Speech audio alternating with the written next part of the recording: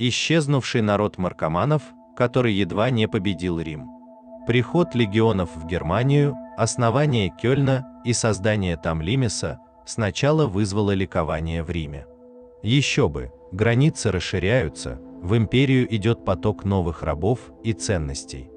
Однако вскоре Рим увидел, что стал соседом самого опасного врага.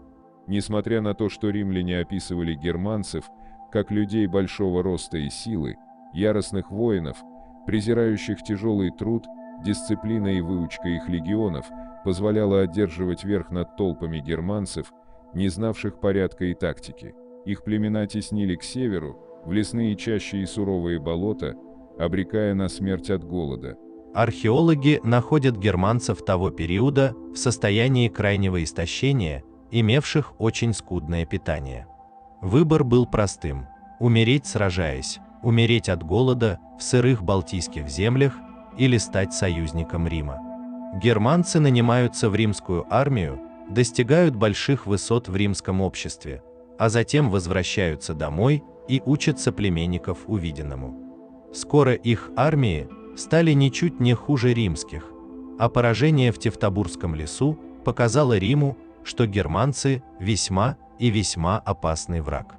Многие племена уходят на восток Европы, где встречают таких же несчастных кельтов, которые тоже спасаются от Рима в глухих чащобах нынешней Польши и даже Белоруссии. Они сливаются в племенные союзы и готовы уже сами нанести удар по ненавистной империи.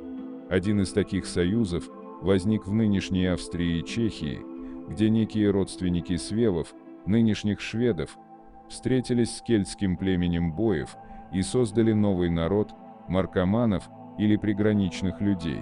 Их вождем стал Маработ, носивший кельтское имя, как знак двойного происхождения народа, что означало «большой ворон».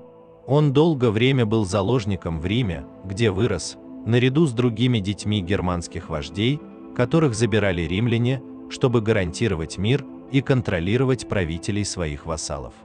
Юноша оказался способным. Он подметил все, что видел при дворе императора Августа. А когда пришло время окончания его срока быть заложником, он предпочел вернуться, а не забыть свои корни, став римлянином. Он увел свой народ подальше от Рима, в нынешнюю Богемию, где объявил себя королем. Армию привел к римскому образцу, получив почти 70 тысяч опытных бойцов, которые уже не уступали в выучке легионерам, зато силой и яростью намного превосходили их. Еще 5000 тяжелых всадников он привлек на свою сторону, начав союзнические отношения с сарматами, прежде всего с языгами и аорсами. Естественно, Рим видел все это и крайне обеспокоился. Император приказал легионам напасть на Марабода и уничтожить его, однако волнения в Иллирии и чума изменили эти планы. Арминий, победивший римлян в лесу Тевтобурга, прислал Марабоду голову римского командующего и предложение заключить союз, которому не будет равных. Но тот отчего-то пренебрег предложением и отправил голову в Рим. Взбешенный Арминий напал на маркоманов и в ходе войны разгромил их армию, а самого Марабода сверг молодой Катаульт, который тоже имел право на престол. Марабод бежал в Рим, что намекает на его связи там, где прожил при дворе императора до самой смерти. Спустя почти 100 лет Рим увяз в войне с Парфией, пережил несколько эпидемий и был близок к упадку. Король Баламар перешел границу и отправил маркоманов и сармат на войну с дряхлым врагом. Германцы громят 20 тысяч римлян, которых выслали им навстречу, грабят окрестности Северной Италии. Рим паникует.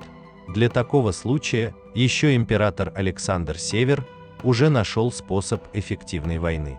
Александр, ведя с собой множество мавров и большое число лучников, а также парфян из числа перебежчиков или согласившихся за деньги, готовил их, чтобы выставить против германцев, так как мавры способны издали метать копья и проворно атакуют и отступают, лучники же легко и метко с большого расстояния пускают стрелы в обнаженные головы и крупные их тела.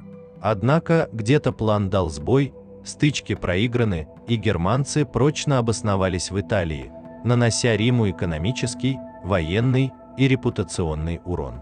А по всему Риму гуляли слухи, что против них ополчился весь варварский мир, а значит, конец близок.